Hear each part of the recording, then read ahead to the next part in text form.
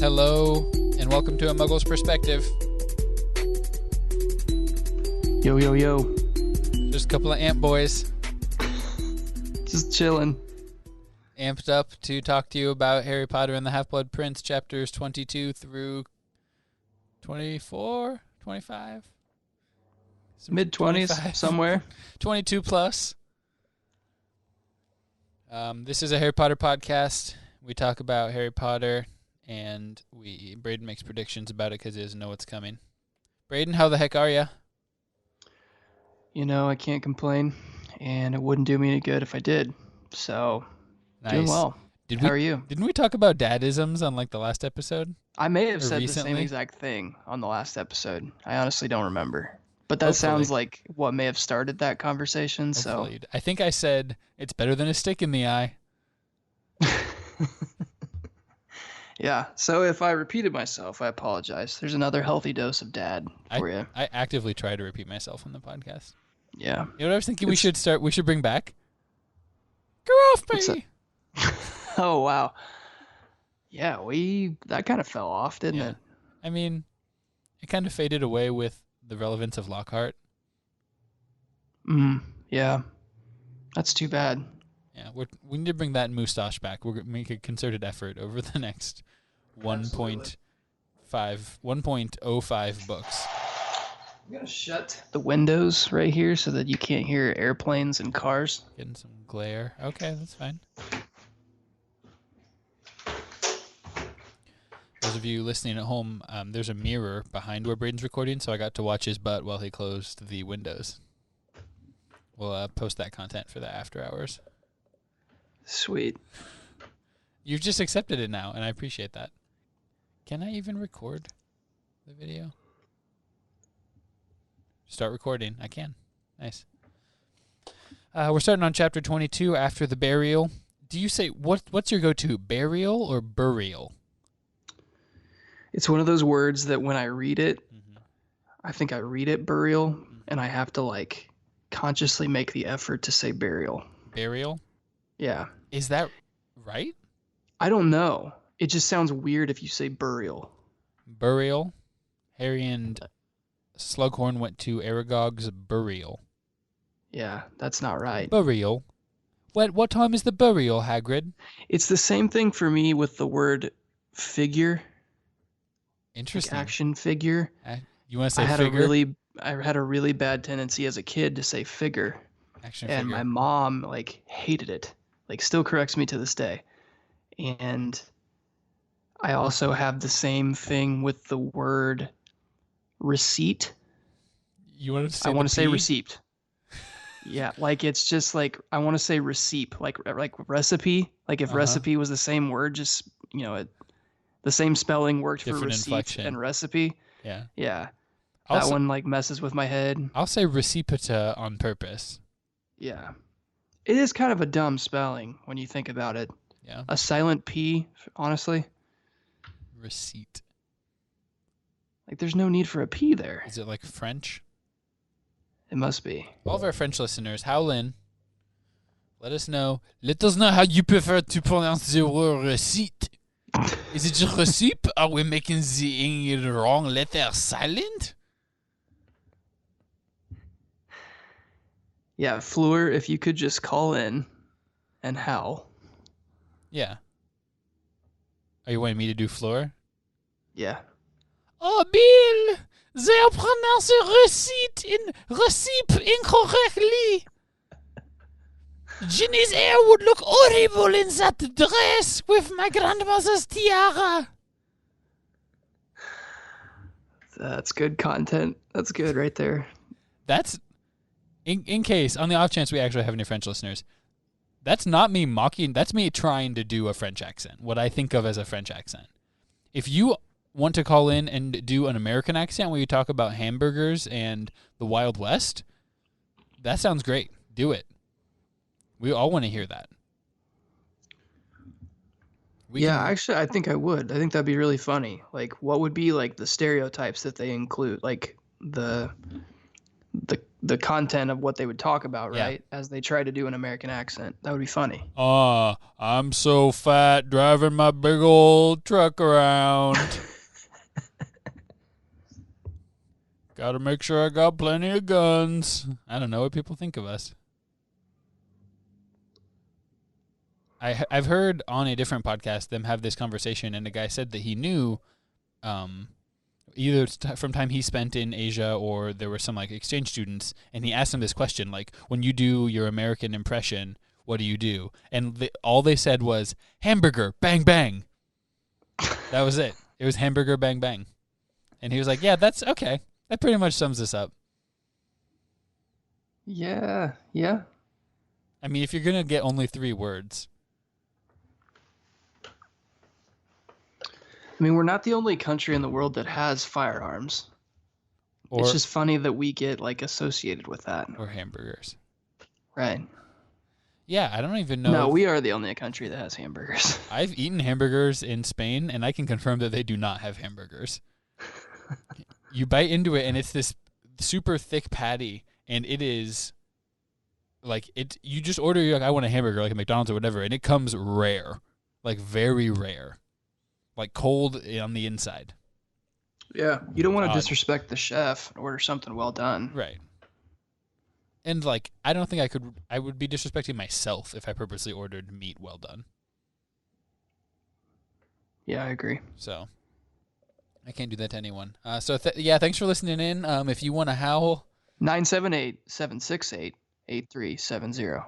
Related to that, we're gonna play a howl right now. Hey, this is Bo. Just a quick note. The number hasn't been included on some of the past few episodes, so I had to go back a little ways, but that might be easier to find. Anyway, I called about this episode because there were a few things I needed to bring up, and one is Baker Mayfield. I enjoy Baker Mayfield as a person, as a quarterback. He's been pretty average. I think the only thing to add to the conversation would be that he is now going into his 3rd year, and this will be his 4th head coach and 4th system he has to learn. So I think that factors into it. The other thing, one of the other things is the Quidditch rules about houses, free agents, stuff like that. I've listened for the past, the whole time of the podcast, and Quidditch hasn't had rules. Rules haven't mattered to Quidditch. This whole time, I don't know why they would draw the line at free agency among the houses. It's been pretty lawless as it is. I'm not sure why that's the line that gets drawn. And the third thing is, I think Rogge is scared of the smoke that I would bring to the podcast, because I remember a few months back having a beef with some movie trilogies and being invited to come on the show and defend High School Musical's honor. And, we were ready to go, and I haven't heard anything. So I'm just letting you know I'm ready to go, but I don't know if Rogge's ready to go. So that's all I got to say.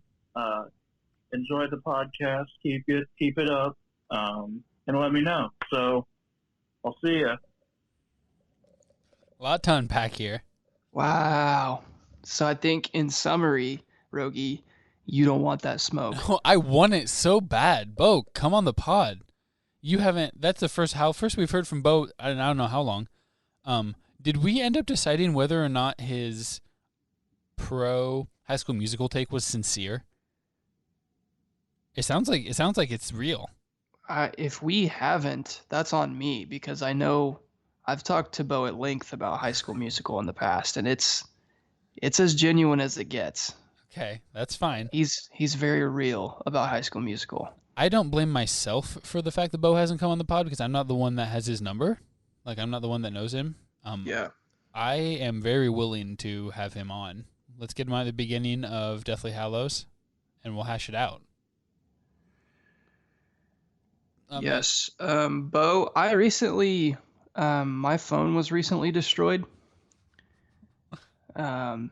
And I lost some numbers, so if you're listening, go ahead and like hit up one of our forms of communication on the podcast with some contact info. Why doesn't he just? You have the same number, right? Yeah. So he can just text you. No, I'd really prefer him use like Good to come through me. That's fine. Yeah. I'll be your secretary. No, we could probably find him on like Facebook or something. So That's fine. Yeah, Bo. We'll have to get you with Jeremy. We'll have to buy you a nice mic and get you some good headphones. But yeah, we'll just use all of our Patreon money to buy Bo a recording studio. Bo was doing a podcast, Studio Bo. his own podcast for a while. So about like Indianapolis sports. Yeah, just That's sports right. in general. I think it was sports shenanigans. So he probably has some decent stuff. Sounds good. Come on the pod. What did you think about his take on free agency? Quidditch free agency. I can't argue with that. It has been pretty lawless, so there's no reason to draw a line in the sand there. Doesn't change the fact that I think there should be a governing body for rules. There is. Not McGonagall? that really applies at the school, but like on an like a national and international level, there are. So I don't understand why we wouldn't apply that to a school level. Yeah, I mean it's kind of one of those things where it's about the refs and like the principal. Like if they're not going to enforce it, a rule is only a rule as long as it's enforced. That's deep. Like what is a rule if you really think about it? Yeah, I mean, who even knows what a rule really is? Bo knows. What are laws?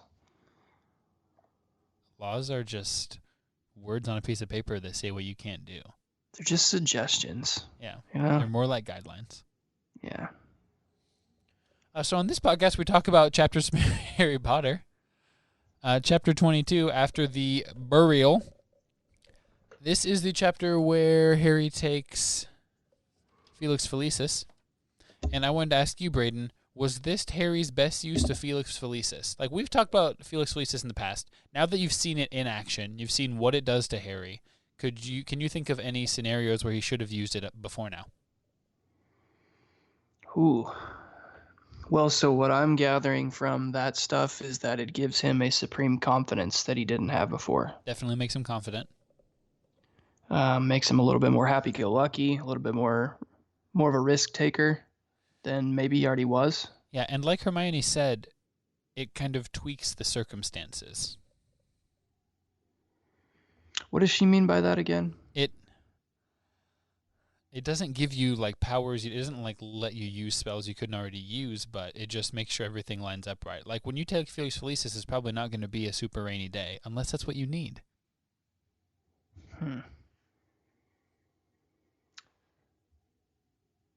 So it's like Adderall. It's like magic. It's like wizarding Adderall. It's like Limitless. Just focuses you in. You're there. Have you seen the you're locked in. Bradley Cooper movie? I know what you're talking about. I don't think I've actually seen that. Yeah, Limitless is just like, yeah, it's like Adderall, but like on steroids. And Adderall steroids makes you really smart and able to like memorize stuff, and it's like it like unlocks the other 90% of your brain that we don't use or whatever. Lets you see in 4D. So that's what Felix Felicis is. That's how it feels in my heart. Yeah. And that's really all that matters. Yeah. That's what JKR would want. It honestly is. Yeah. So, other situations that he should have used this. Yeah, what's the ideal outcome? We can't really apply that. I mean, he didn't know about it before this. He didn't have it, until earlier in this book. Yeah. But, like maybe it helps him to lure Draco into the Chamber of Secrets and kill him. That would be where Mitchell's head would go. As I was saying that, I was like, that's more of a Mitchell take than a Braden take. Yeah. It's like, Draco just happens to slip and fall into this pit, which takes him down to the Chamber of Secrets. That stings. This most recent chapter 25 here might be, I'm thinking it's probably Mitchell's favorite chapter. Yeah, I mean, get pretty close we'll to get some into Draco it, but death. it is pretty close. Another situation. I'm trying to think of how he could have used it in his time with Sirius. Maybe it would have like reminded him to open up that present Sirius gave him, so that he could use a mirror to talk to him. He finds himself alone with Umbridge, and she doesn't have a wand, and he has a sword. Oh, Maybe it could be applicable in Quidditch. You know, it is. maybe he shares it with the whole team. It is banned. Stop it. It's an illegal substance for use on standardized tests and in like official competitions. SMH. So that was what, I mean, you know that was what that whole chapter was about earlier, where he pretended to give Ron Felix Felicis. And Hermione was like, that's not allowed. That's against the rules. You can't give him that. And that's what If made you ain't Ron... cheating, you ain't trying. That's what... Okay, 1980s SMU.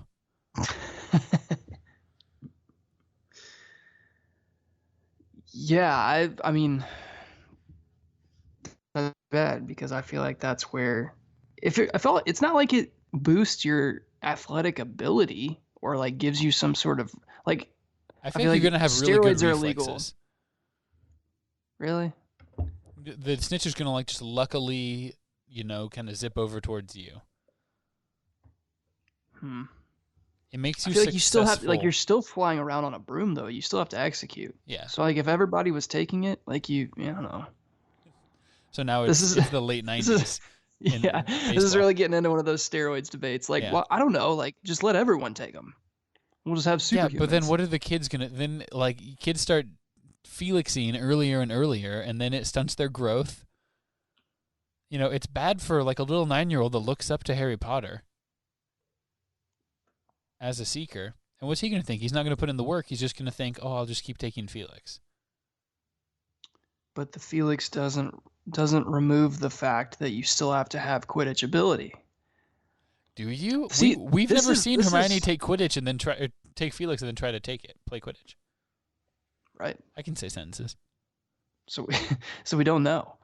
And honestly, I'm kind of scared of where I'm taking this because I'm pretty anti Barry Bonds, and I feel like my argument right now would be pretty pro Barry Bonds. So yeah, it's a vibe check. Like Barry Bonds doesn't pass it.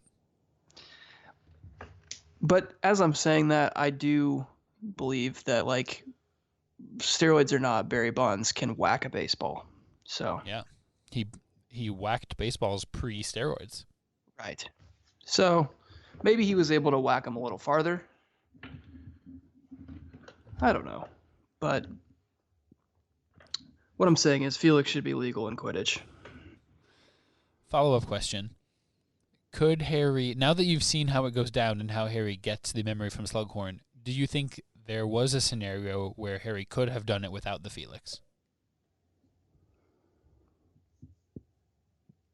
It doesn't seem like it.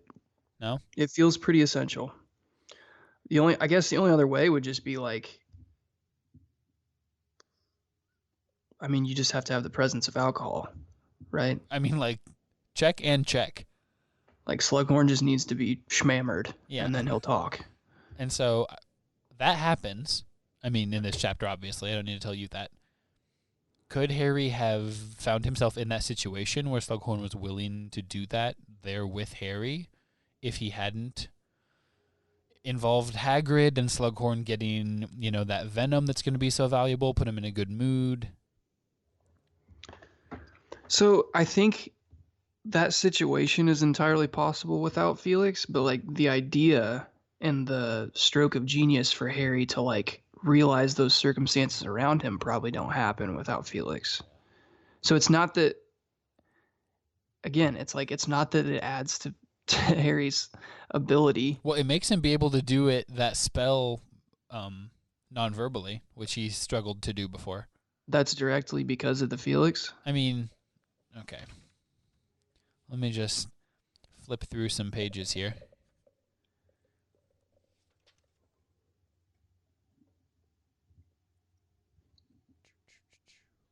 Okay, we're on page 487. The Felix gave Harry a little nudge. He noticed that the supply of drink was running out fast. Harry had not yet managed to bring off the refilling charm without saying the incantation aloud, but the idea that he might not be able to do it tonight was laughable. Indeed, Harry grinned to himself as, unnoticed by either Hagrid or Slughorn, he pointed his wand under the table at the emptying bottles, and they immediately began to refill. So he hadn't been able to do it, and maybe that was just a confidence thing. I think it's a confidence thing. Maybe. It's like in the third Tobey Maguire Spider-Man movie, where he... Have you seen this? I wish I hadn't. I actually haven't, but I know that there's a part where Tobey Maguire Spider-Man is super confident and is like just walking around like throwing up 40-footers and like just heat checking all over the place. Mm-hmm. That is real. I think that's the scene where he's like dancing and singing in like some restaurant Like or something. Jazz bar or something. Yeah, that gets super weird. weird. That's my understanding. Yeah. It's a weird scene. Yeah. So, I know I'm not telling you much about the movies for this one, but like this scene I'll tell you this scene makes the movie. Harry being on Felix. Harry's turned up in this scene. He's feeling himself a little bit. I don't want to set any expectations for you necessarily, but this scene makes the movie. Like it is included in the movie.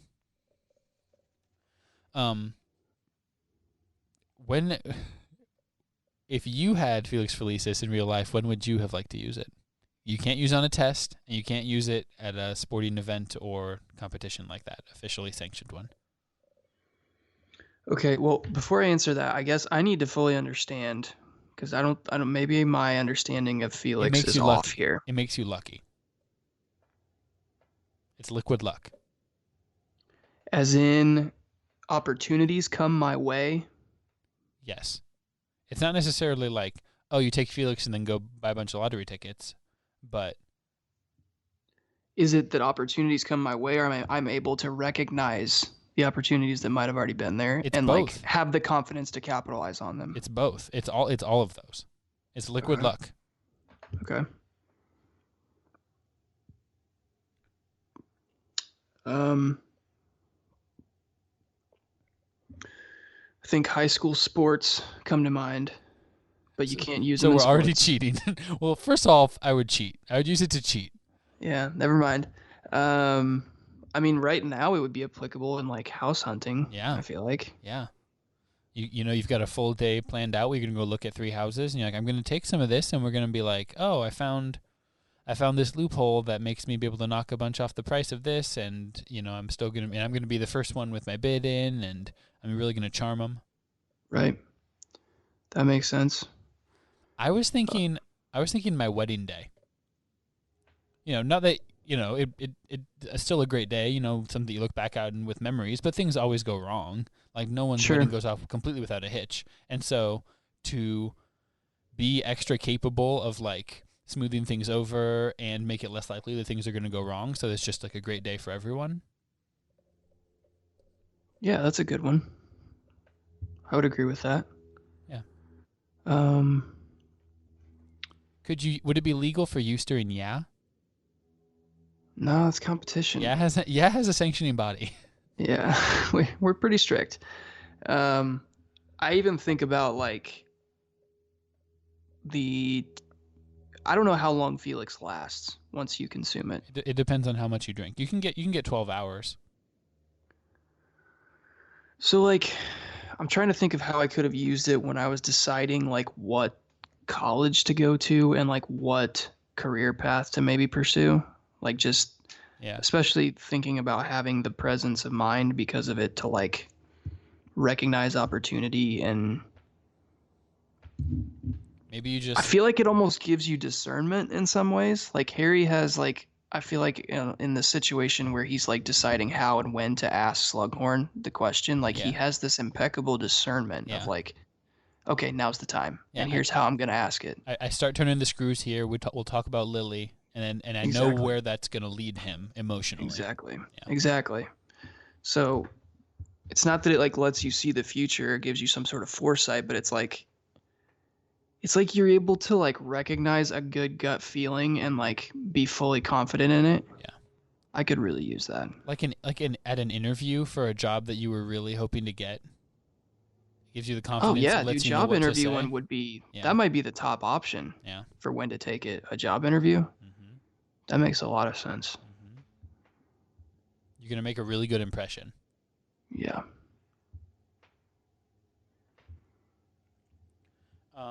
So I wondered if you thought what we see from Slughorn in this chapter is in character, in keeping with what we've always known about Slughorn. So that can be from his thoughts on Harry's mother and those kinds of things, down to what he tells Harry afterwards, you know, don't think too badly of me and that kind of stuff. But then also in the next, you know, bleeding into the next chapter, when we see the memory itself, does this change your thoughts on Slughorn at all? It made me think that maybe he's more insecure than he lays on. Mm-hmm. And like that kind of pushes that like arrogant, I know everyone knows me agenda. Yeah. I don't know if that's off base or not, but that's kind of it made him a more like there was something humanizing about that like interaction in Hagrid's hut, like of just okay, he has like real fears and like real regrets. Yeah, absolutely. It's not just like, oh, I want to make sure I look good, but it's like, you know, I regret how I handled that conversation, and it's shame. I don't want you to see it. Right. Not just for my reputation's sake.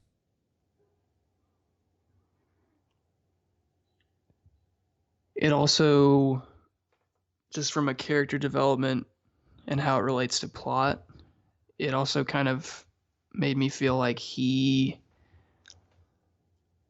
because he goes to such lengths to secure a reputation, like that could be kind of dangerous. Like for things other than what we've already seen. There could be more. Make him a little less trustworthy, maybe. Sure. Because, I mean, you had to get him, like good and plastered to pull this truth out of him. Yeah. So. It always makes me, you know, like there's the humanizing part, but then I'm almost a little more annoyed after I read it. Because I'm like, okay, at the end of the day, you didn't sit down and condone it. You didn't sit down and say, here we go, let's make some Horcruxes. Here's how you do it. Let me walk you through it. He was like hesitant and, you know, couched everything to some extent when talking to him. Like, yeah, like it's not something to be proud of. But if Dumbledore came to you and was like, hey, here's like, I'm really researching this and like this is like actually to bring him down, there's like, you can't overcome that amount of shame to like, so I guess it makes me think of him as kind of weak. Yep, I agree. It's not that bad. He's been making it out to be worse than it is. But which makes sense. It's built up in his own mind as his contribution. Right. And yeah, no, I think that makes sense. Like the length he goes to for pride. Like that he would put that above the general wizarding public's need. Like the contribution could be so much greater if he could offer this up to Dumbledore so that they could get that much that close.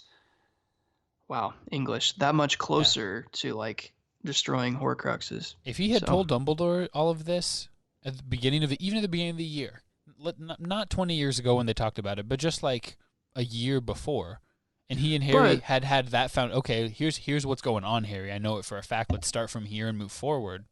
Yeah.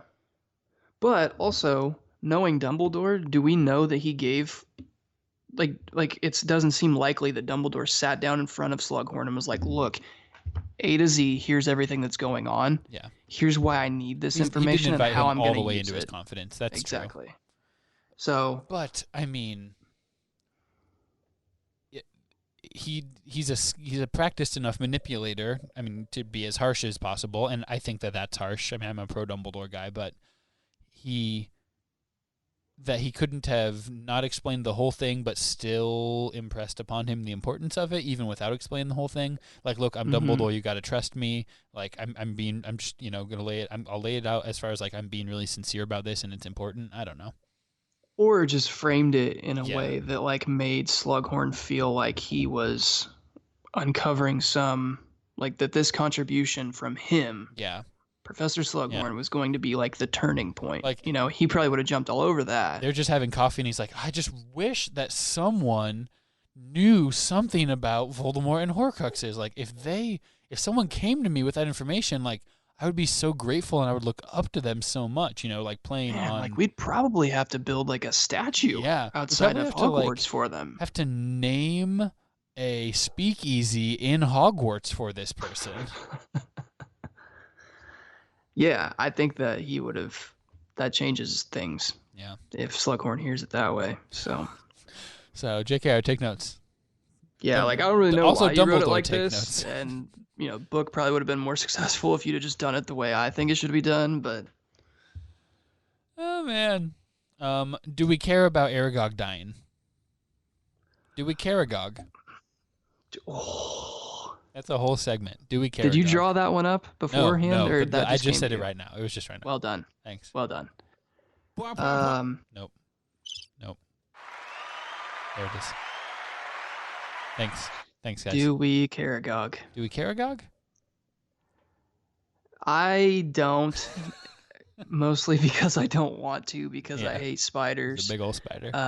But it is maybe concerning that Hagrid is slowly losing contacts within the forest. Yeah, what do we know about the forest? Centaurs, unicorns, spiders. Two of those can talk. Mm-hmm. Right now, as far as we know, neither is a big fan of Hagrid. And I feel like Hagrid is sort of the middleman between wizarding community and creature community. Because he's half wizard, half creature, basically. So if he doesn't have good relations on the creature side, that probably doesn't mean great things for the wizarding side in general. Yeah, the last thing we need right now is like a full-on revolt. Right. Like, so maybe we Caragog a little bit. It's the meme. It's like the centaurs and like acromantulas, and it's like teaming up to take down Hagrid. You know what I'm talking about? Yeah. You know that meme? It's a good one. So yep, that's a good one. We got to Caragog a little bit. Yep. I mean, Aragog himself, at this point, there's probably no more implications. Like, stuff happened at his funeral. There's not going to be anything back from the dead where it's like, oh man, I remember this one thing Aragog said to me, Right. Okay, good deal. Chapter 23, Horcruxes, where we find out just how right Braden was about what Horcrux means. I was pretty close, I will say. Pretty on. We're going to get just a really quick howl in here. Familiar voice. Hey guys, it's Chad.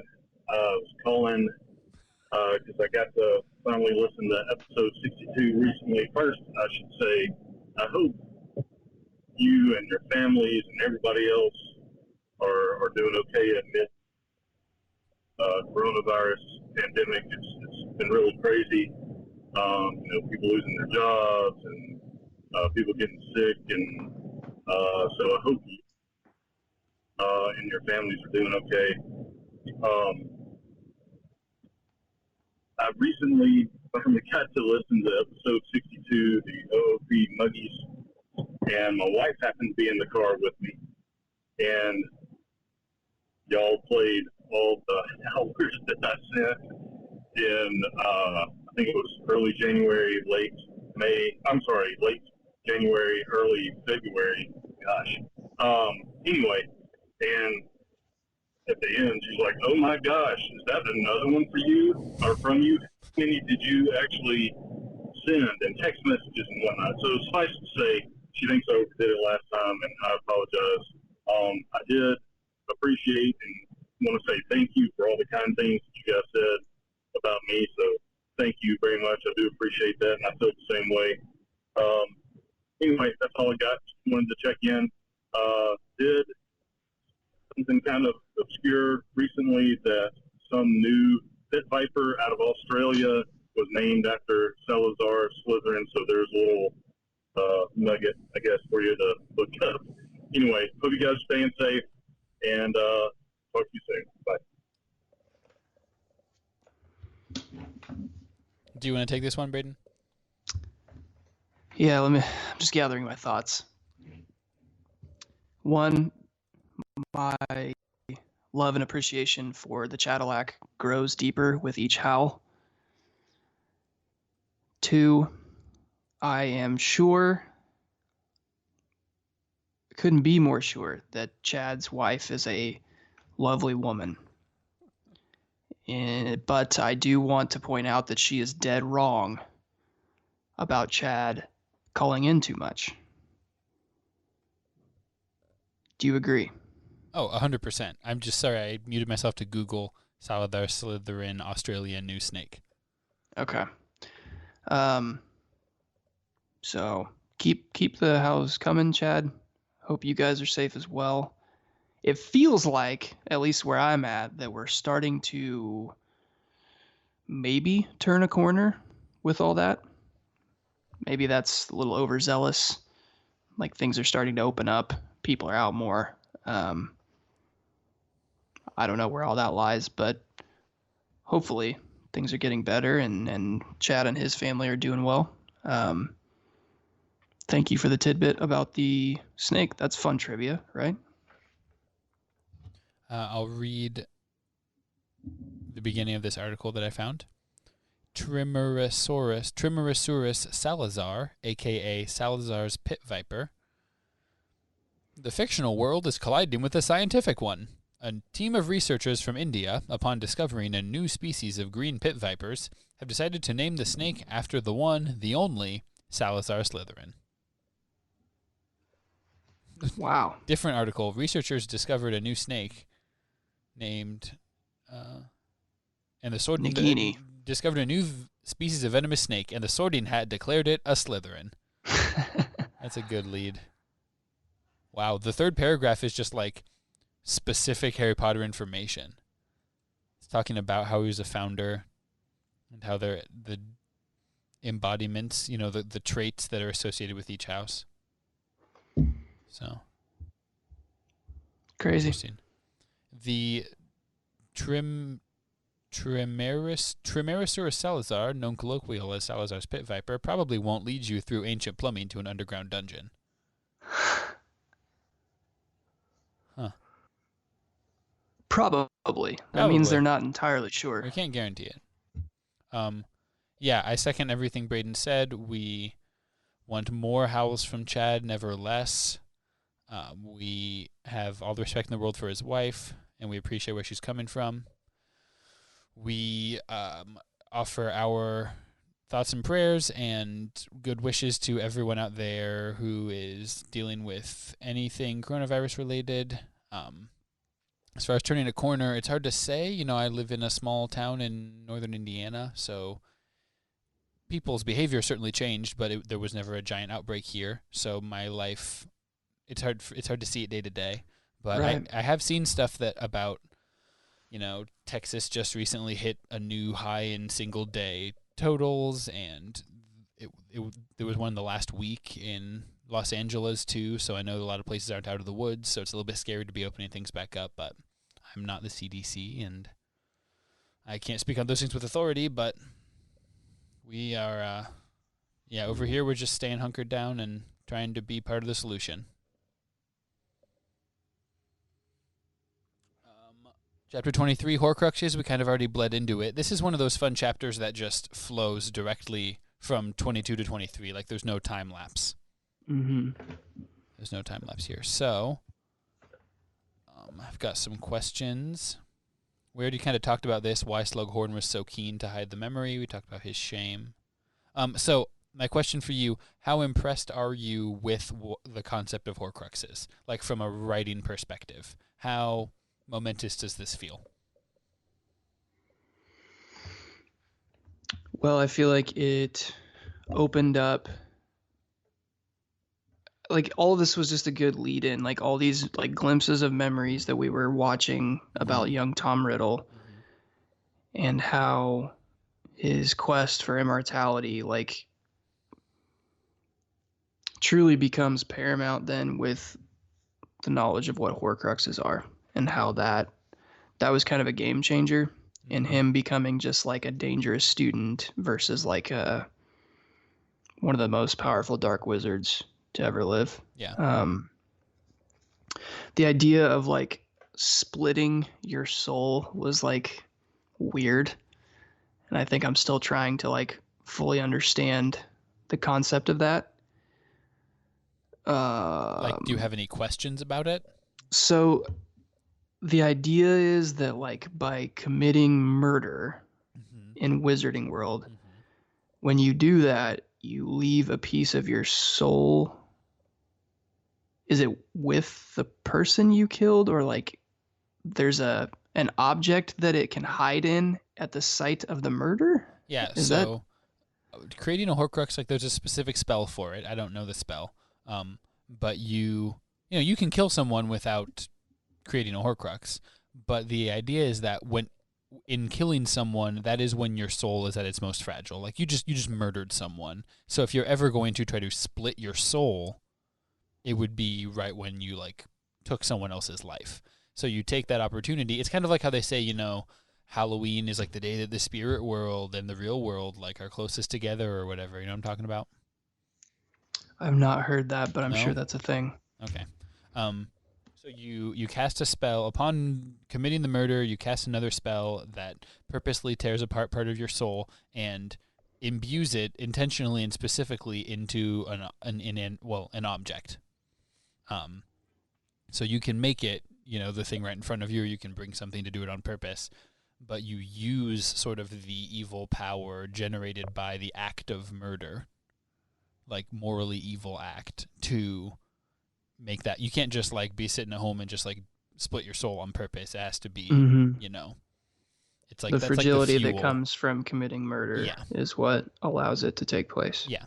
Okay, but so as far as like deciding where that piece that's split off, where it stays, how does that work? That just has, we don't see Voldemort do this. It's got to be just an aspect of what the spell is. So like you cast that spell, and I don't know if you point your wand at the thing, or it's just somehow part of, it could just be that the spell like knows your intent and like what you're trying to do with that, but it's an intent, it's an intentional choice to put it into something. I'm assuming you have to have it there with you and kind of have it be in front of you. But I could be wrong about that. That's not explicitly stated. You could be like, okay, and we're going to, it's like saving a file on your computer, like search for location. Oh, we're going to put it over there and that, that could be how it works, but it's definitely a decision that you make. Okay. Yeah. So we can't kill Voldemort until we kill all the little Voldemort pieces. And what was interesting to me is that when you kill one of those pieces, Dumbledore at least doesn't believe that he like notices or feels it. Right. Which I don't really get that. If it's a piece of his soul that's ending when you destroy that Horcrux, you would think that would have some sort of impact on him.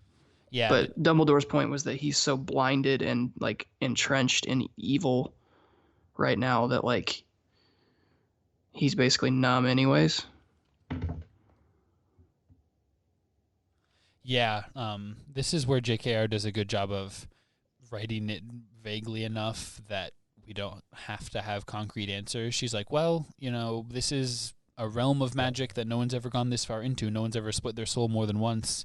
So, you would think, I could see how you would think that you would still be able to feel it, but it also makes sense that, once you're that far removed, there's so much like, scar tissue, for lack of a better term, around your soul that when another part of it dies, maybe if you only had one Horcrux, you definitely would notice when it was destroyed. You know what I mean?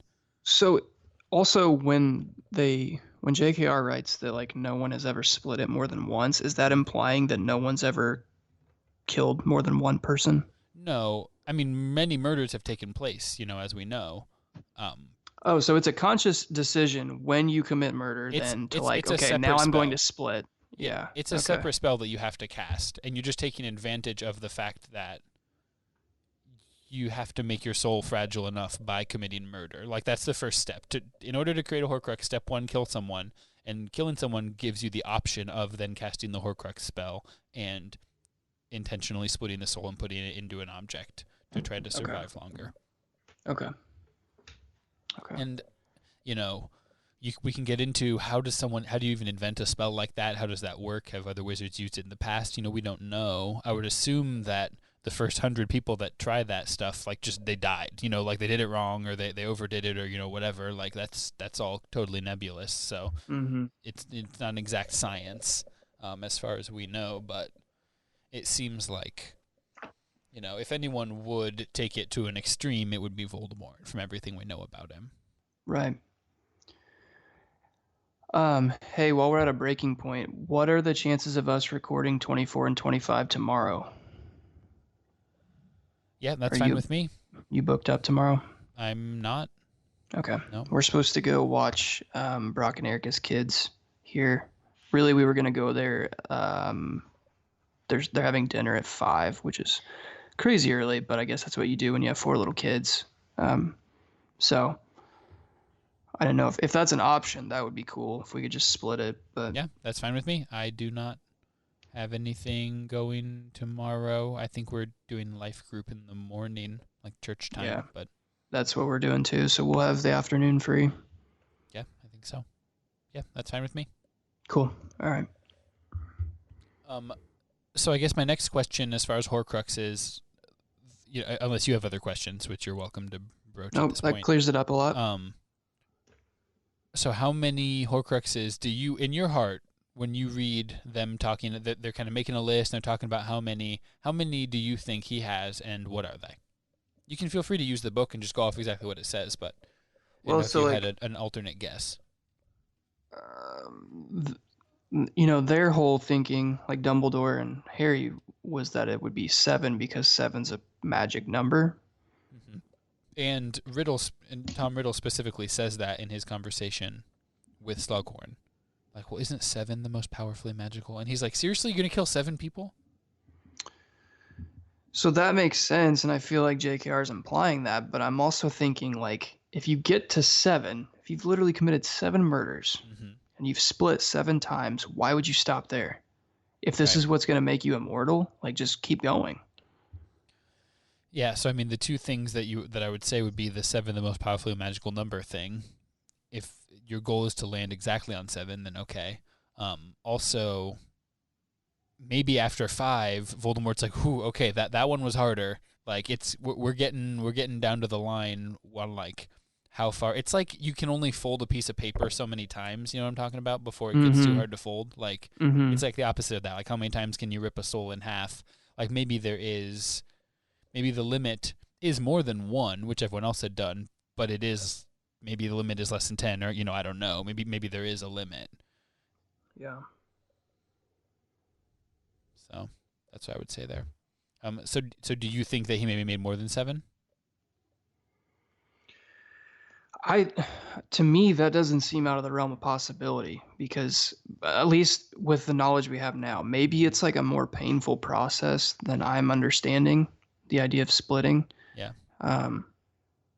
But as far as if it's a question of whether or not you want to continue subjecting your soul to that, like, that doesn't seem like it would be a concern for Voldemort. Right. So it seems like they're implying that he would do it 7 times because 7 is the most powerful magic number or whatever. But, like, just from a logic perspective, with the knowledge I have, it seems like he would make way more than that, so that there's, like, you literally couldn't kill him. What do you think about... So Dumbledore says things that are somewhat relevant to this topic, I think. Just trying to find the exact page.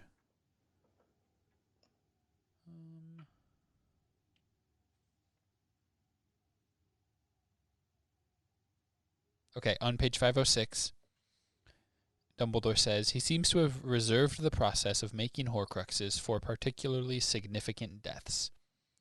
You would certainly have been that, talking to Harry. He believed that in killing you, he was destroying the danger the prophecy had outlined. I'm sure he was intending to make his final Horcrux with your death. So it sounds like that while, like you're saying, it's more practical to have 1,000,000 Horcruxes than to have 7, we can at least, all we can glean from Voldemort's, or from, what am I trying to say?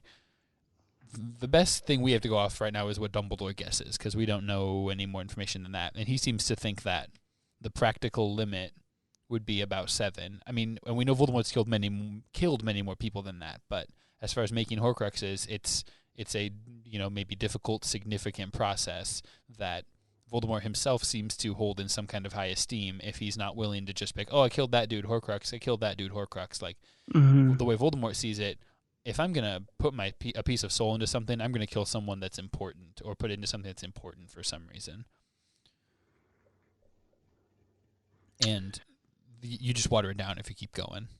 Yeah. That makes sense from like a writing perspective, a story perspective. Just my brain, like logically, it's like, okay, if you only made 7 can be destroyed. So like, yeah, and it would take 7. It would take 10 times longer if you made 70. Yeah, but that, I mean, I understand like the significance thing and him being so attached to like trophies that it would be like a part of within character for him to be like, I killed this person at this place and it had this connection to my heritage, and like, so I'm gonna leave a piece of my soul with that. Yeah. And then that kind of leads us into the whole 4 Hogwarts houses thing. I don't know how much notice you took of that. Do you think that he got something from all 4 houses? It doesn't seem likely that he got anything from Gryffindor for some reason in my mind. Did it already say that he did? No. In fact, Dumbledore says, I'm pretty confident that he didn't get anything of Gryffindor's because the only Gryffindor thing that I know of is, the sword. The sword, yeah.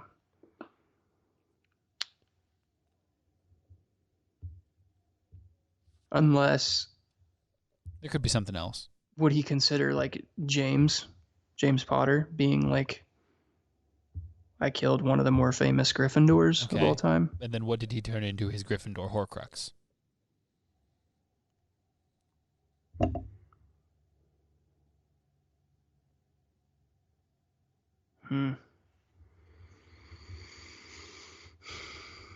Where did Harry find the Prince textbook again?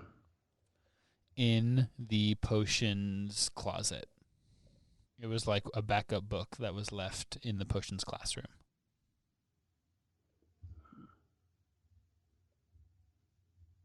I don't know. So maybe that theory kind of falls apart with like what would have been his trophy then, or his object. Yeah. I mean, and we could just not know yet, but obviously I want to try to make you make predictions. Can you run through what you think the other ones are, just for posterity?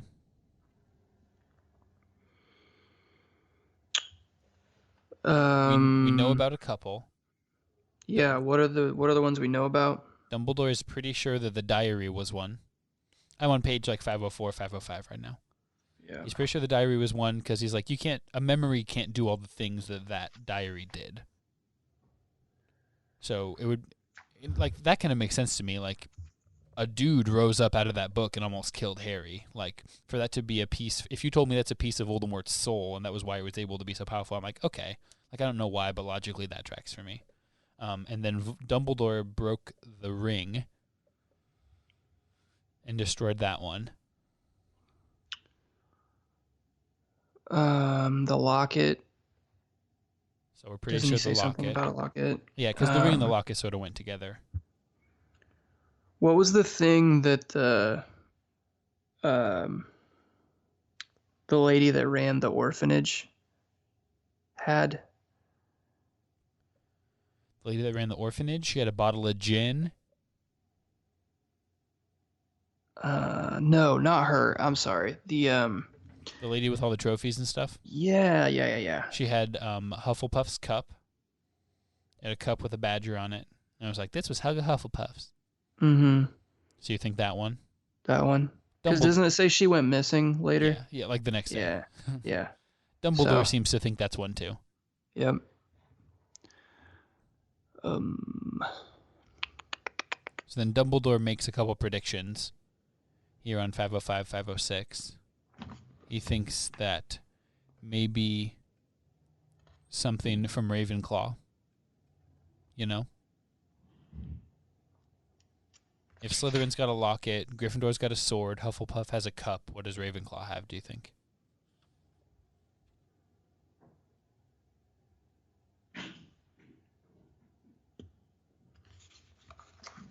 I'm kind of forgetting like what Ravenclaw's characteristics are again. Wit, wisdom, intelligence. It's the smart house.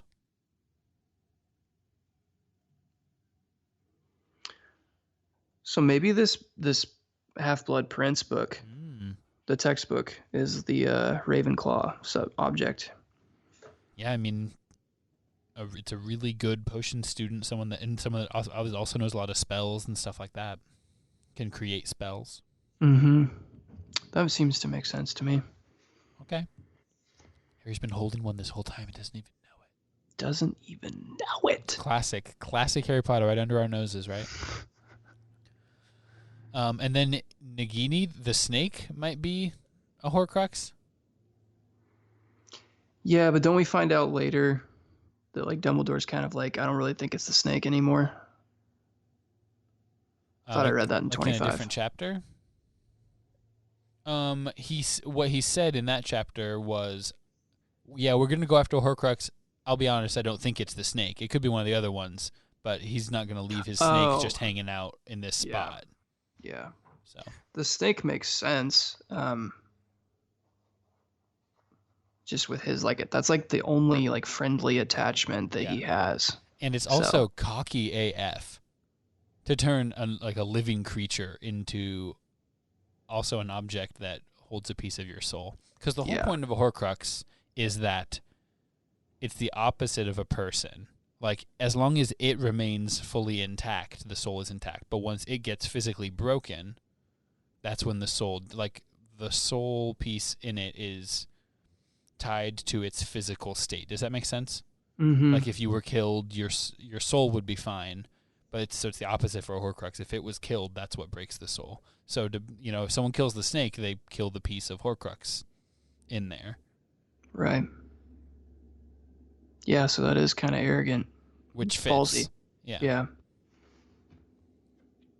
My last question for you on this chapter. If we go to the last page of the chapter, page 512, Harry and Dumbledore have sort of moved past discussing what Horcruxes are, and Harry's kind of mad because he's like, okay, but what about the prophecy? Like, how am I supposed to beat Voldemort? He's got Horcruxes. Voldemort's like, oh, well, you have love cruxes. What did this section make sense to you? What does it mean, and why is the prophecy important and helpful to Harry? Well, I'll be honest, this section didn't initially make a whole lot of sense to me. That's fine. Like, kind of felt like Dumbledore was just saying, like, no, but, like, you can feel and he can't, so you're better. It's kind of like, well, I mean, okay. I know that's not all he said, so I need help understanding. No, you're okay. The two most relevant things for me, because, if you just go by logic, there was a prophecy, it says one of us has to kill the other one, that seems like it sucks for Harry. So I'm on page 510, the third paragraph down. Harry, only because Voldemort made a grave error and acted on Professor Trelawney's words. If Voldemort had never murdered your father, would he have imparted in you a furious desire for revenge? Of course not. If he had not forced your mother to die for you, would he have given you a magical protection he could not penetrate? Of course not. Harry, don't you see? Voldemort himself created his worst enemy, just as tyrants everywhere do. And then later on it says, he heard the prophecy and leapt into action, with the result that he not only handpicked the man most likely to finish him, he handed him uniquely deadly weapons. So what he's saying is, And then like on the bottom of 511, of course you've got to try to kill him, but not because of the prophecy, because you yourself will never rest until you've tried. We both know it. Imagine if you had never heard the prophecy, how would you feel? And he's like, I'd still want to kill him, obviously. So like the point is that Voldemort is such a literal minded person. Like he thinks like, okay, I hear this prophecy, so like what steps do I have to take? It says a kid could rise up to contest me, so I better kill that kid. Right? Just like Herod in the beginning of Matthew or whatever. So that act in and of itself, if he had just like let it happen and like not killed Harry's parents and stuff, then that kid never would have been raised with that desire for revenge, with that, the importance that he places on family and friends and stuff like that, the way he does. And then it's like Harry says at the end, it's the difference between being dragged into the arena to face a battle to the death and walking into the arena with your head held high. Like it's an emotional thing. It's a stance. It's a perspective thing. And so it's not practical, but it is in other, I think it is still important. Does that make sense? Yeah. So the whole idea is that because Voldemort killed someone, because he killed Harry's parents and set Harry on this path to like seek out revenge. Mm-hmm. Like if Voldemort just would have not killed anyone who would come back after him, he would be all powerful. He wouldn't have created what Harry Potter is. I mean, Harry Potter can speak to... Harry Potter can talk to snakes. Harry Potter can see into Voldemort's mind. Like, these are because of things Voldemort did to try to kill him or to try to push him away. Okay, I think that's what I'm not understanding. In the act of trying to kill Harry, did he impart certain magical powers on him? I mean, did he shoot some kind of spell or whatever at Harry that, like, Harry absorbed? And now he has the power. Like, I don't understand. No. Like, that's great that he wants revenge, but anyone could want revenge. Are you trying not to spoil things for me? No, I'm just trying to explain it properly. He didn't he didn't give him magical power that makes him stronger at using spells, but like Dumbledore says, Harry, the dude that Harry is, he could be like a dope dark wizard if he wanted. He can talk to snakes. Like he has, he grew up like having to like dodge through bullies and stuff. Like he clearly has a resilience and an agility and like an innate street smarts intelligence. And that's all the indirect result of him being orphaned.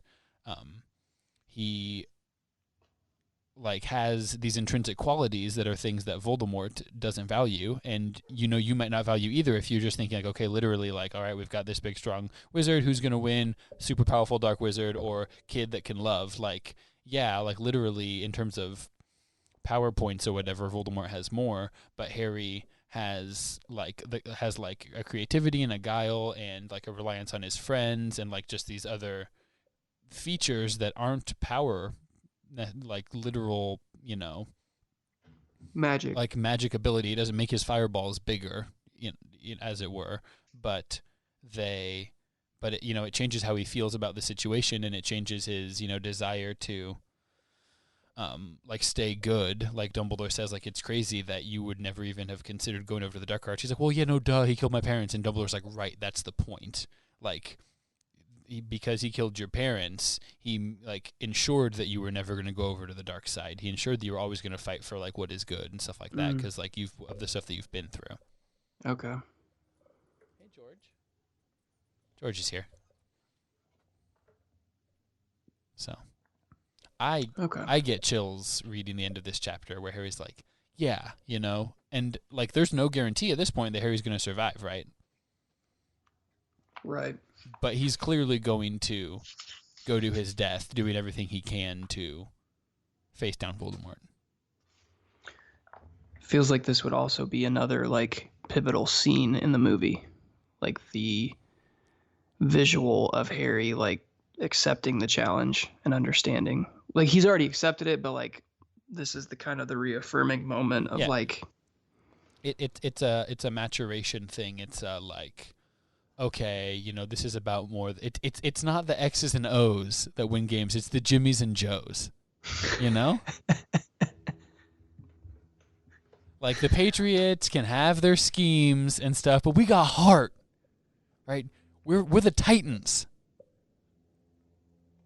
Just because they don't line up in the shotgun like the New York Jets. This is good. I'm not going to stop you. Keep going. I can't. I kind of ran. That was kind of the course that I ran. Okay. So that's where we are. Well, that here. makes sense. That's why the prophecies. That is why my question for you was, why is prophecy important? And I ended up explaining why I think it's important. That's which is what everyone wanted to hear. That's what I needed to hear. My take on the prophecy. So, well, I guess, I mean, it's fine. What you answered was, you're like, it doesn't seem important. Like, I don't. Well, it's important in that. I didn't know if I Karagogged. You didn't know, and you. I can't think of another pun. You Karagog. You were like, oh, here's a prophecy, get off me. You know, I don't care. Like, I don't care about that. That's not Mustache. Just throwing them all in right at the end of the episode. What else? I feel like there's been something else. Hagrid's a drunk. Hagrid drank a bunch. He drank a last chapter. In these. Yeah. He drank like bottles and bottles. Barrels. So what we finally learned, it's been a 6-book arc. Drinking is good. It helps Harry. Alcohol is kind of the crux of this book, not the Horcrux, but it's kind of the turning point. If alcohol's the crux, then what's the whore?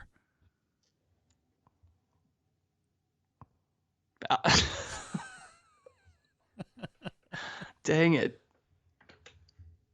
Okay. Where's the laughing one? Nope. Nope. Nope. Nope. Ha ha!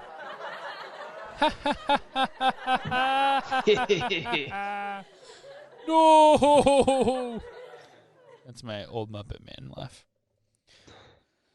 Well, let's get to chapter 24, Sectum Sempra. You know, not a lot happens in this chapter. It's pretty low-key. Kind of a yawn fest. Yeah. So, I mean, you know, from a plot perspective and like an interpersonal relationship dynamic perspective, yeah, there's not a lot going on. That's my first question, kind of, is that do we care? It's like a big do we care? Do we care, Agog, about relationship drama in light of the Horcruxes? So we just learned about Horcruxes, and then we start chapter 24, Sectum Sempra, and it's like, oh man, what's going on with Ron and Lavender? Like, how do we balance that?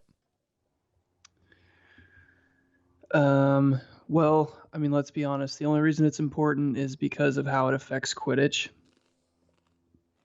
So, I mean, we have to Karagog about that. No, but I think... I'm sorry for the airplanes in the background. Windows are open again. I think that JKR is trying to...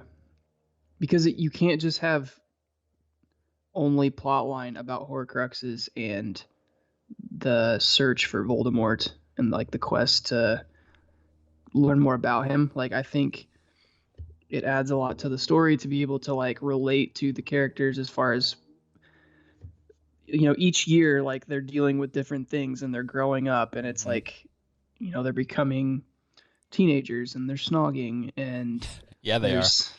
There's, I don't know, like there are going, like in any teenager's life, there's going to be distractions and things that, you know, pull you away from either schoolwork or, in this case, the quest to kill the most evil wizard of all time. Who's actively trying to kill you. Yeah. So, I mean, I think it adds an element of realism to a magical, you know, setting and story. Yeah, I never thought about it that way. Because it seems a little ADD, but like that's 16-year-old boys.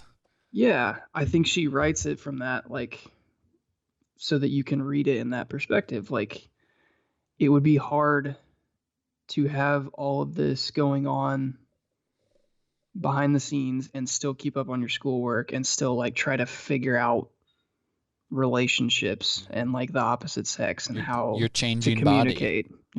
Yeah, exactly. You gotta figure, like, I have to shave now. Is there a shaving spell? Do I just use a knife? There's no father. Who's gonna teach him how to shave? Walk me through it. Clearly Fred not and George are Dumbledore. gone. Not When has he ever Dumbledore. shaved? Not Hagrid. No. Not Uncle Vernon. So Arthur. So Arthur's going to teach Ron how to shave at home, and then once Harry needs to shave, Ron's going to teach Harry. It's a shaving chain.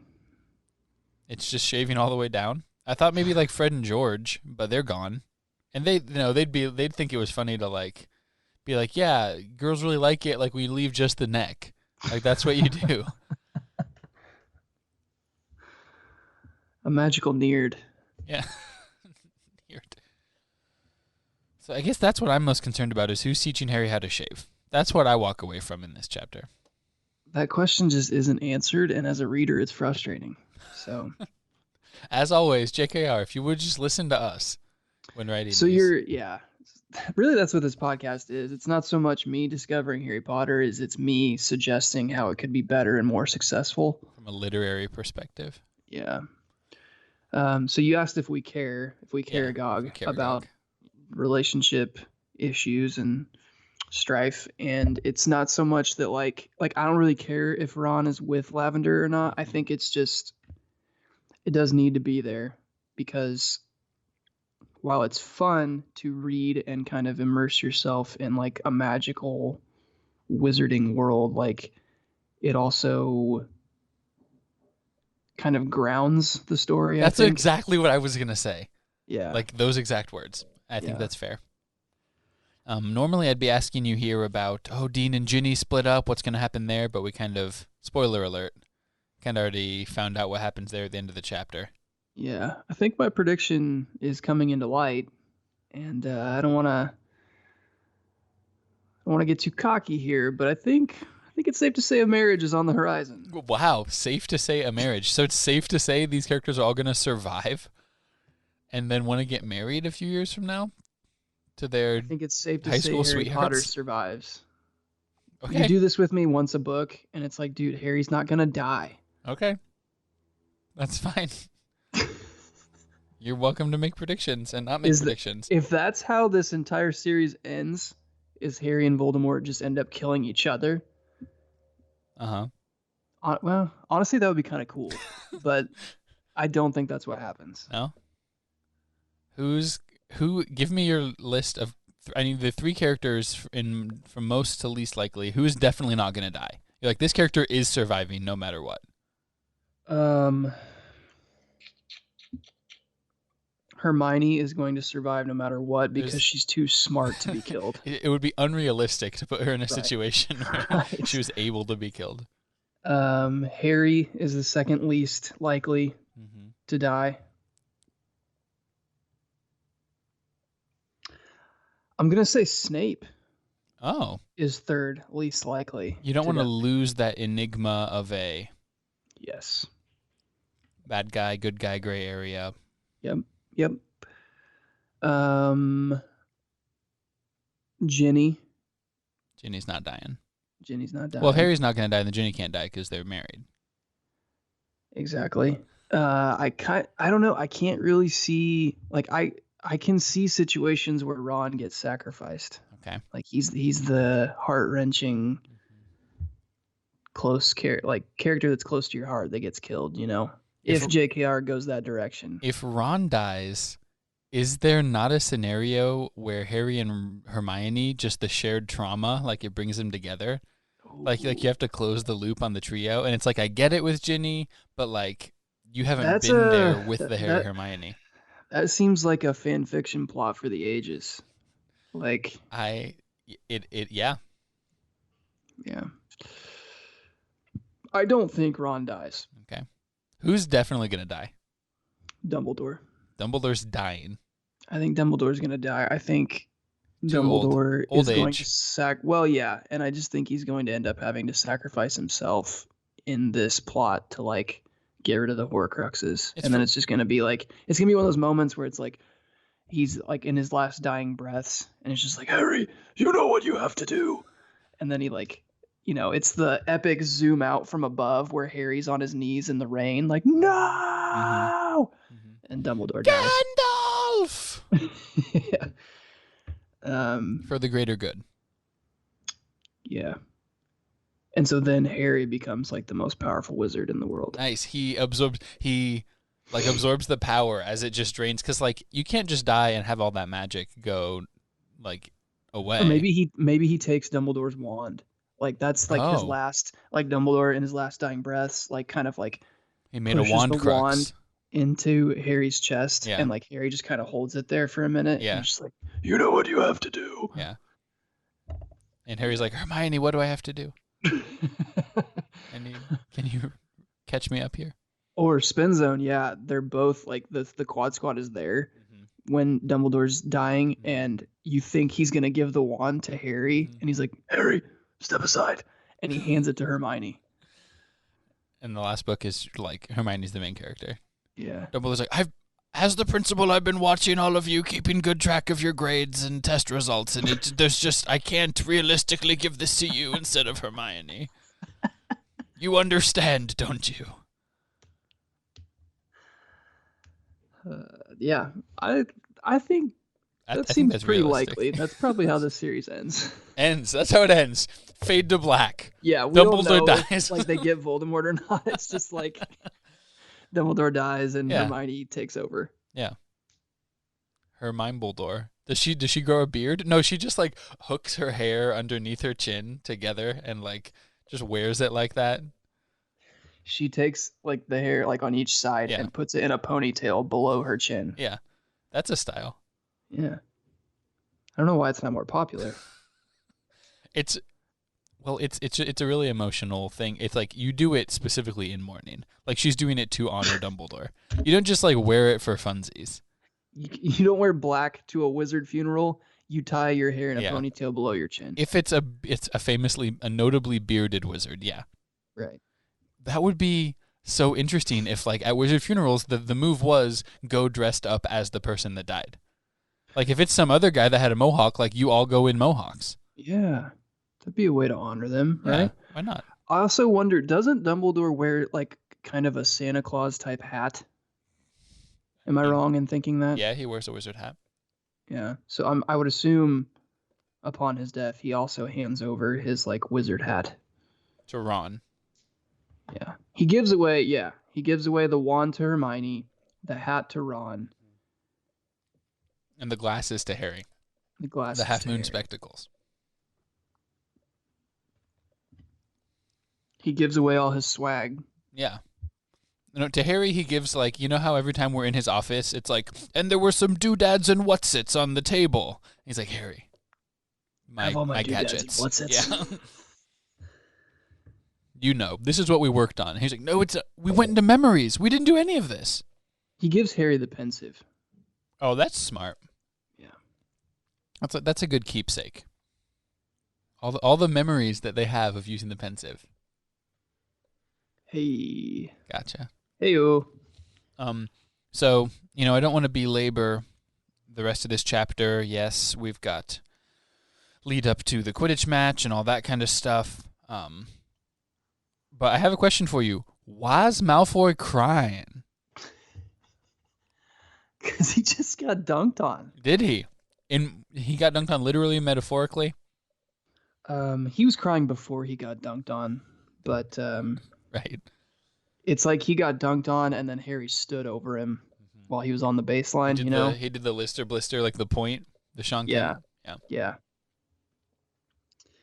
Why is he crying though? What I've said in past episodes is he's a boy trying to become a werewolf, and that would make anyone cry. Yeah. He's feeling the pressure of trying to measure up to Voldemort's demands. Trying to seek his approval. Here's his one quote from page 522. "No one can help me," said Malfoy. His whole body was shaking. "I can't do it. I can't. It won't work. And unless I do it soon, he says he'll kill me." So he's talking about becoming a werewolf.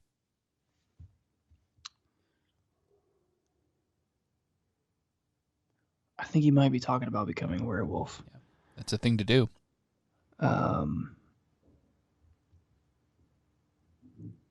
Because, like, what else would it be that he feels like he can't do? Like, if it was just to kill Harry, I feel like he would be like, I can do that.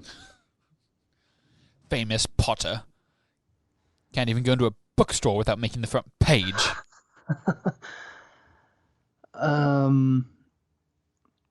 Oh, maybe Voldemort wants him to kill his dad.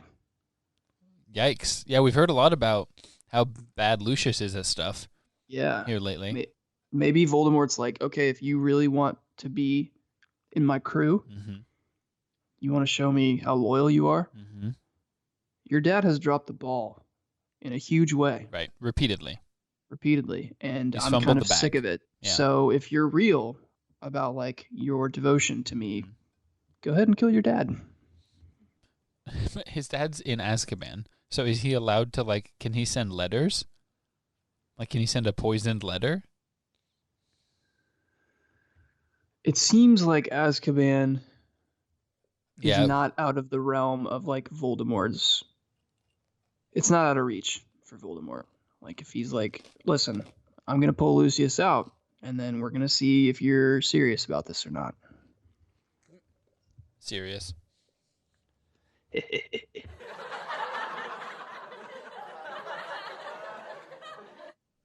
That's funny. Thank you, audience. We'll be here all night. So Malfoy's crying. He and Harry get into a duel in which Malfoy tries to use an unforgivable curse on Harry. And then Harry uses Sectum Sempra, which, like... This is the first we've heard of this spell, right? Like, it... Or did... It's the first time about this? It's the first time we've seen it in action. We haven't talked about it, but it's been mentioned a couple times. Like when Harry would be like, and Harry was laying in bed reading his book, reading the Half-Blood Prince's book, and he saw Sectum Sempra for enemies written in the corner. And so just like last chapter, maybe earlier this chapter, he like came back across it and was like, oh yeah, that's right, I'm supposed to use that. And he's like, maybe I'll use it on McLagan next time he wants to talk about Quidditch. Okay, so just like out of reaction, he was like, enemy tried to put an unforgivable curse on me. Yeah, he's like, oh yeah, that's a spell. But he didn't know, it doesn't say in there like, this is what it's going to do. Yeah. Which, the way I understand it, it's like basically a virtual sword. Yeah. Just slices Malfoy across the face. Yeah, so Harry just kind of waves his wand and it like kind of goes all across Malfoy's face and chest. Like it's just like slash, slash, slash, slash kind of thing. So cuts him up pretty bad. Yeah, my question for you is, what are the moral implications of this? Like Harry feels super bad. Everyone is like, wow, I can't believe you would do that, Harry. Further than what would normally, the normal Harry Malfoy interaction of turning each other into jelly or whatever. People seem to think like that's fine, but this is like a big step farther. I wonder what you thought about that. Yeah, I think it's... So now we've crossed a line, right? With Draco and and Draco and Harry, like,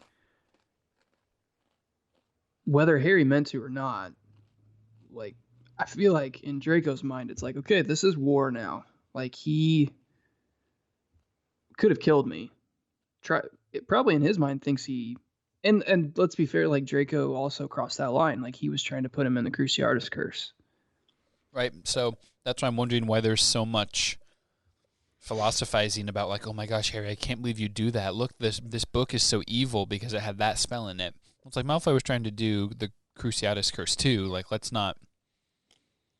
I mean, this is just what, like, we're at war, like you said. That's what the stakes are now. The time has passed for just, stunning each other. Yeah, it's like as they have grown up together now, like,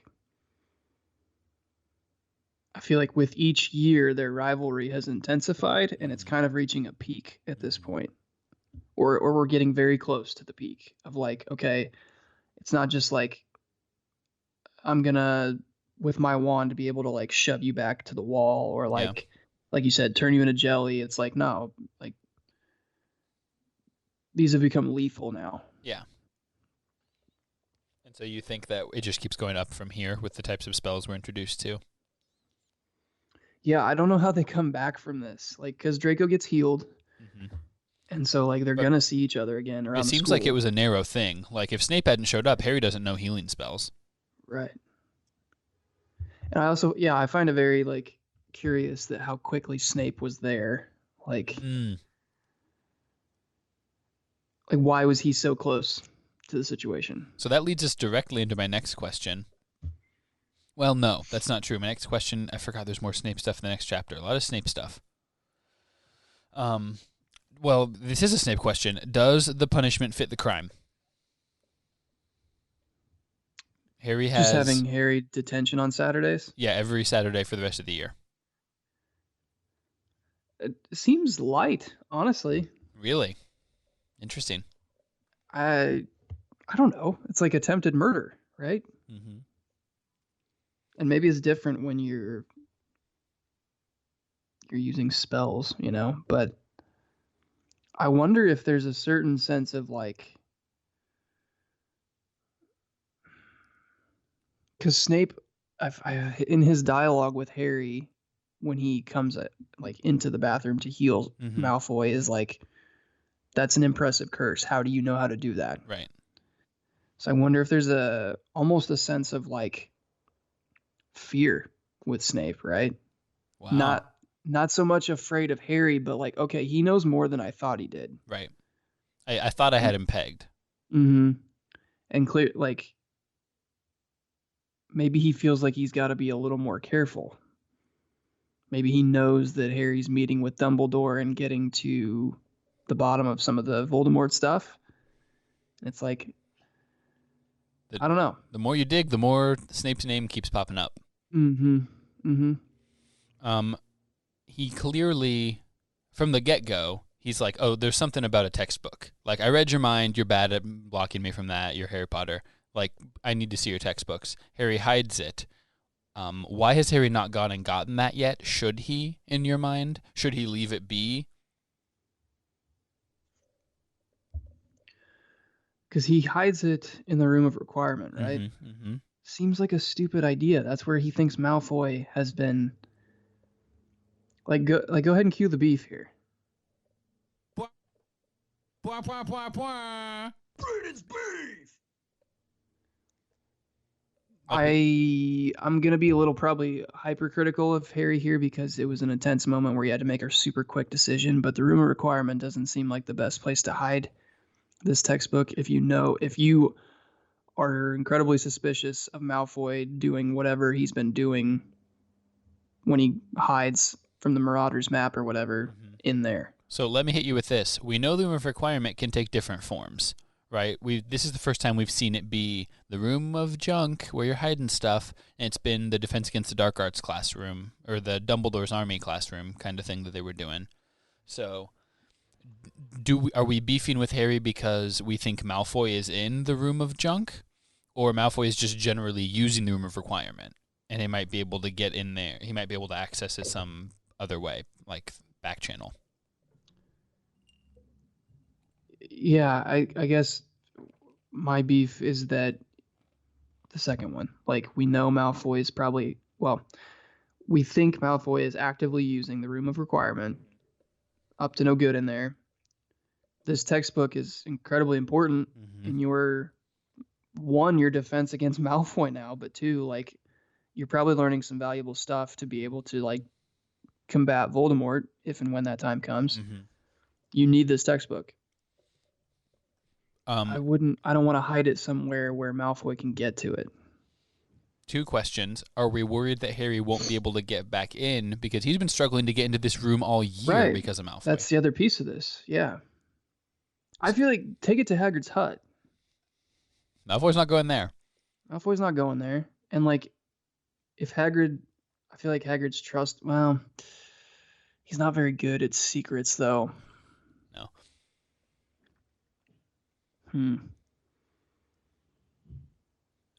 My second question, are Chamber we secrets? underutilized? Underutilized again. You just bring the sink out, drop it down the chute, and it'll just, you don't even have to take it all the way down there. Are we worried that if this book comes to light, that Harry's going to get in trouble for cheating all year in potions? Lose his credits. Hadn't thought through that. Is that a very secondary concern? I think that's kind of secondary at this point. Because even without it, Slughorn's like, I don't really care.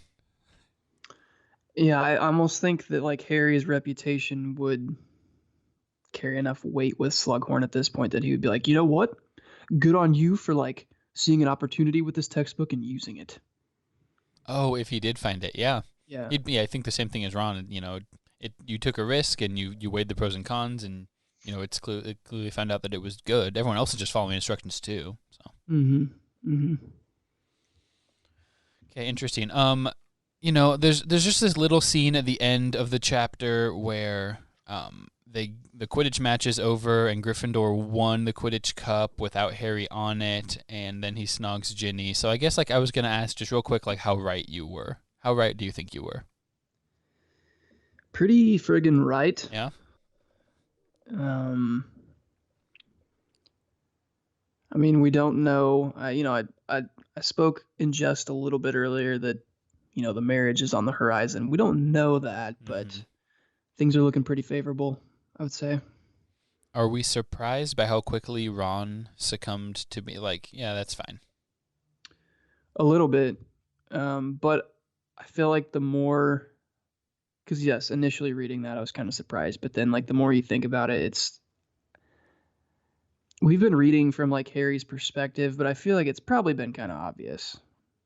Hermione has known. Right. But kind of obvious does not guarantee that Ron knew about something. That is true. I mean, I think Ron, I mean, like he says, it's like, well, if I got to choose somebody, like I guess I'd prefer Harry. Yeah. To be with my sister. I can keep tabs on the situation a little better. Sure. And he trusts Harry to like treat her with respect. Limit the public snogging, you know. And Ginny's like, oh, we're limiting public snogging now, Ron. I'll just go tell Lavender that. Goodness gracious. Chapter 25, The Seer Overheard. There's a lot of talk. This is a weird chapter. I'll be honest with you. In the beginning, there's a lot of Hermione continuing to think she knows who the Half-Blood Prince is. Do we care? We do care. She's usually right about these things. She has a good track record with research and hunches in general. Just continuing to pound on what she thinks is important. Like Harry's like, I'm past it. I don't care who the person is. It's some guy, and she keeps seems like she keeps bringing it up. And so we're as readers, we should be listening to Hermione. Like, it's Hermione saying it. We should probably Caragog a little bit. Yeah, Hermione is the voice of reason in most situations. So I think we've learned it's safe to like listen. Yeah. I just wasn't sure how much you Caragogged at that point. Okay, so then the bulk of this chapter is Harry talking to Trelawney? Drunk Trelawney, who gives him two pieces of information. One, she got kicked out of the room of requirement, and she heard somebody celebrating in there.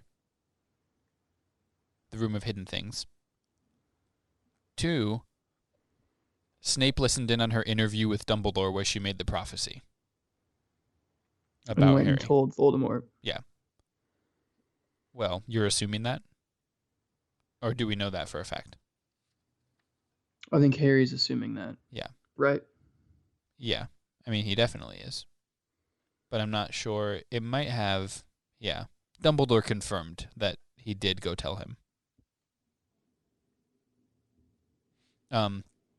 Which one of these is more important? The Malfoy the celebration of a male voice in the room of requirement, or Snape overhearing the prophecy?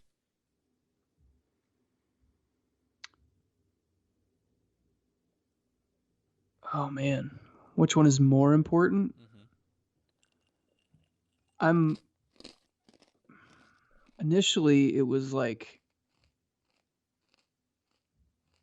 more important in my head the thing about Snape because it was like it just adds to that whole thing that we keep coming back to of like, can we trust Snape, can we not? Don't step on my next question, Braden.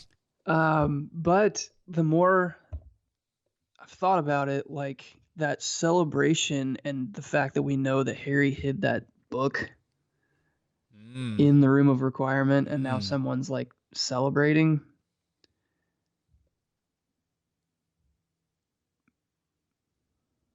It seems like Malfoy would be celebrating that he found that and he can take it to Voldemort. Maybe that was his task all along. Trying to get Could Harry be. Potter's stupid freaking potions book from him. I've been Doesn't trying, seem like Lord. that would make him cry. My lord, I have been attempting. I have pointed and said, "What is that?" and then reached for his bag. What other diversionary tactics would you have me employ? I don't have any help. Crab and Goyle, you've seen them. Worthless. I told them to fight each other over there. Harry ignored it. Okay, so we care. We're more concerned. We think it's more important that Malfoy is cheering in the room of requirement. We assume it's Malfoy, and we assume it's related to the book. Yeah. Just a quick Snape check-in. Just a brief little discussion. How much do we trust Snape? Do we trust Snape, and how much? Almost none at all. So No there's trust. everything's on the table as far as like Snape doing a bad thing and you believing it. Like, I resonate with Harry's anger He's that so he lashes mad. out at Dumbledore with right now. He's so mad. He's interrupting Dumbledore. He's laughing at he's mocking him. I think it's all justified. Like, this doesn't seem like one of those situations. Like, it feels like Dumbledore is withholding information of like, no, we can trust him, and here's why, right? Because actually, I'm double-crossing him. And it seems like the withholding of information has just made things harder in the long run. Like, it seems like Dumbledore underestimates Harry on what he can handle and what he can't. So when Dumbledore tries to use justification that yes, he went and told Voldemort what he heard, but he had great remorse for it. On page 549, you have no idea of the remorse Professor Snape felt when he realized how Lord Voldemort had interpreted the prophecy, Harry. I believe it to be the greatest regret of his life and the reason that he returned. But he hated James. That's exactly what Harry said. So, like, I don't really believe that it was the greatest remorse of his life. And if he does truly trust Snape, like he says he does, and like it's just not a concern for his, then why can't he tell Harry why? Good question. Like, that doesn't add up to me. Yeah, he's being very coy with Harry. How many times has he said, Harry, I'm going to tell you everything? Like, listen, I didn't tell you everything before, but this time I'm going to tell you everything.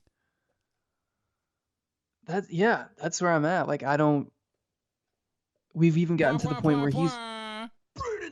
It's just a quieter one. It's getting even beefier. Yeah, like, I don't... If we've even gotten to the point where he's willing to take Harry along with him to destroy these Horcruxes, I feel like everything's on the table. Yeah. So, like, it seems like not only for this current situation, like making sense of this piece of the memory that we now have from Trelawney, but like even just like day-to-day relations with Snape, like it feels like things could go a lot easier now if it would just be like, listen, I know he kind of sucks as a guy, like just generally not fun to be around, but like here's why we can trust him, so you just need to lay off. What even hypothetical reasons could those be in your head? Like, you wish Dumbledore would just tell Harry that he trusts Snape because Snape is secretly a Gryffindor. Because Snape he was under the Imperious curse when the whole time he was a Death Eater. He was being mind controlled. What? That one seems likely, or at least a good answer. We as Hogwarts have signed him to a lifetime contract. Like, he would lose so much money if he breached that contract. He's financially vested in the concept of being on the good team. He's such a greedy person that his status as a mercenary consigns him to permanent good guyship. Exactly. Wow. Last question here, kind of a quick one. Harry gives Ron and Hermione the rest of his Felix Felicis and tells them to, like, watch out for Malfoy. Is this a good use of Felix Felicis?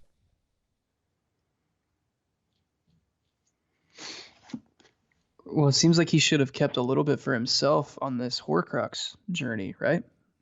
I mean, like we were saying in the previous chapter, as far as like a list of times that would be good to be super lucky, when battling a Horcrux might be one of them. Yeah, seems like it. And knowing that there are, 5 more that you have to get? Yeah. Like, yeah, there's a lot.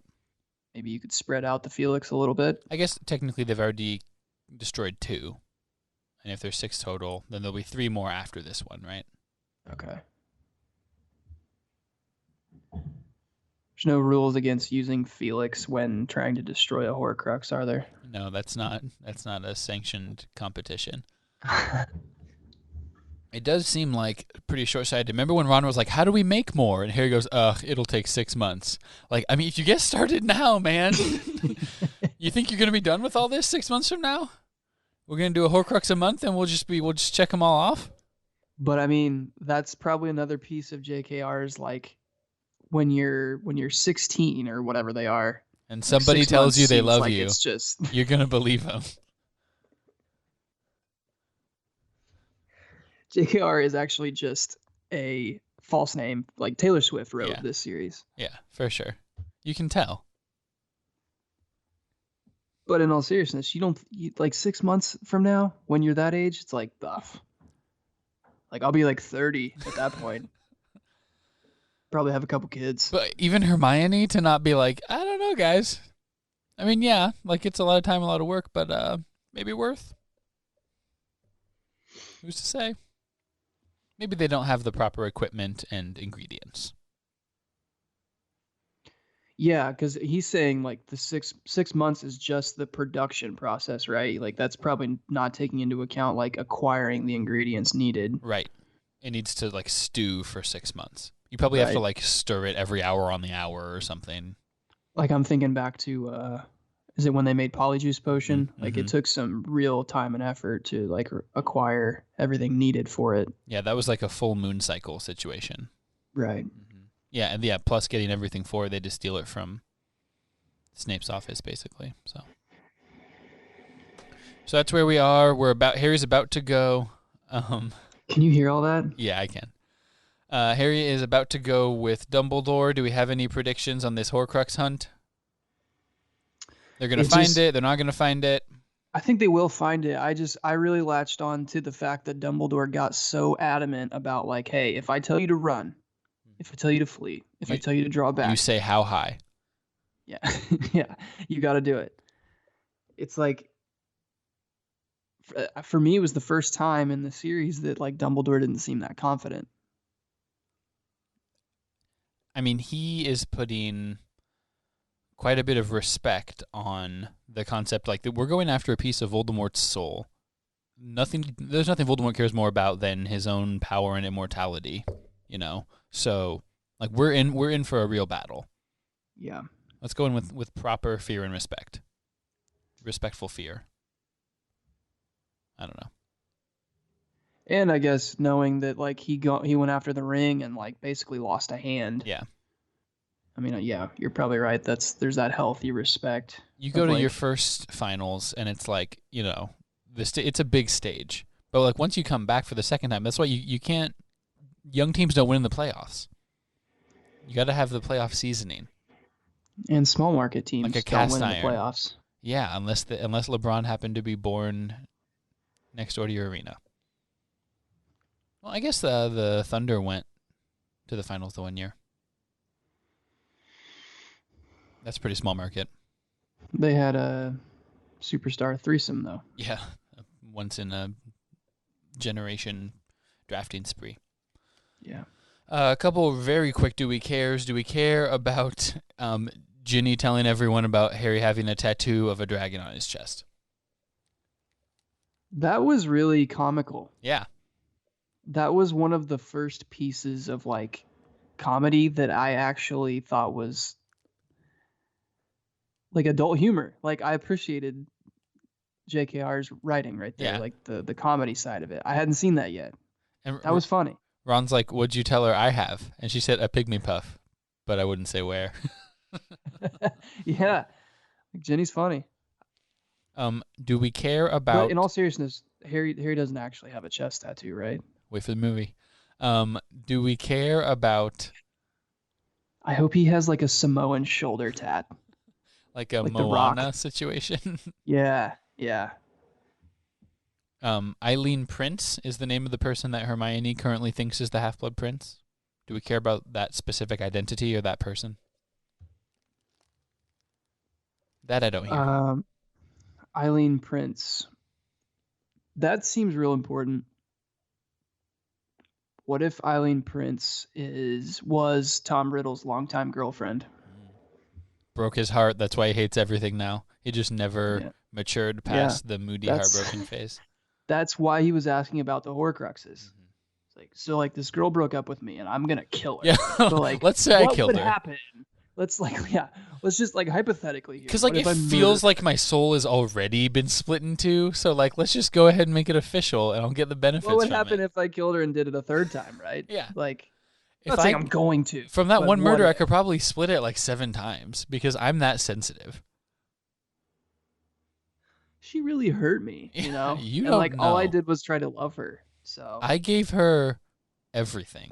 I gave her my whole heart. come on, Eileen. Nice. Little Dexy's Midnight Runner there. Eh? Little reference. No, don't get it. My grandmother's name was Eileen. Spelled differently. How else do you spell Eileen? Ilene. Oh. Never seen it like that, but I mean that checks out. Yeah, phonetically for sure. So.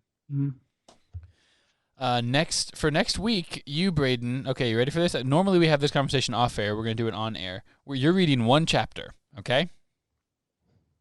One chapter. One chapter. So in your head, there's probably 2 possible reasons we'd be doing that. What are they? There's gonna be a live read.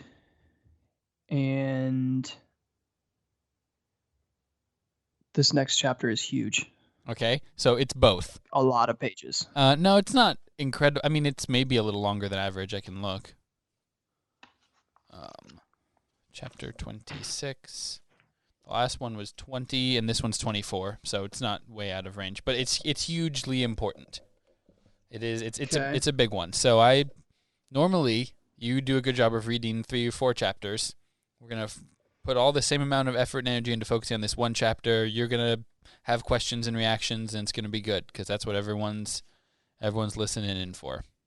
But then, we're gonna do a live read after that. Also, we're gonna try to get a guest on for this next chapter, and we'll see how that goes. But we are firmly in the home stretch. You know, once you get past the point where Harry is like invisible sword slicing his classmates, we're really Snogging Ginny yeah. in front of Ron. Yeah. Oh, You're really hitting the landing strip at this point. the last sentence, I think, of chapter 24, Harry talking about being with Ginny. A long walk in the grounds seemed indicated, during which, if they had time, they might discuss the match. If they had time Yeah. on the long walk. Yeah. They might talk a little bit if they have time. Chicka wow wow. Yeah. So, a lot going on. We're at the peak of Harry's hormones raging and the peak of the plot, and Malfoy is excited, and there's just a lot going on. So, chapter 26. Tune in next time. Tune in. Please do. Tune in on iTunes or Spotify or Stitcher, wherever you get your podcast. Actually, we're not on Stitcher. Don't tune in on there. Tune in on Facebook and Instagram. Tune in via the Howler, 978-Potter0. We'd love to hear you howl, or we could read your howl if you want to text in. Not a lot of people have taken advantage of that. Thank you to Chad and Bo for giving us content today. Thank you to Jeremy and Jessica for editing and so forth. Thank you to Rachel for making me burgers downstairs right now. Thanks, Rachel. Thank you, Hannah, for some reason. For everything. Hannah's going to have to come on the pod to discuss Harry Potter at some point. We have one book left. It's a Jeremy situation. If Jeremy comes on, Hannah comes on. Let's just have her read this last book with me, and I will answer nothing. Yes. And she has to come on the pod. I don't even have to be on it anymore. You can be the perspective, and she'll be the muggle. And I'll just sit here and watch while you guys record.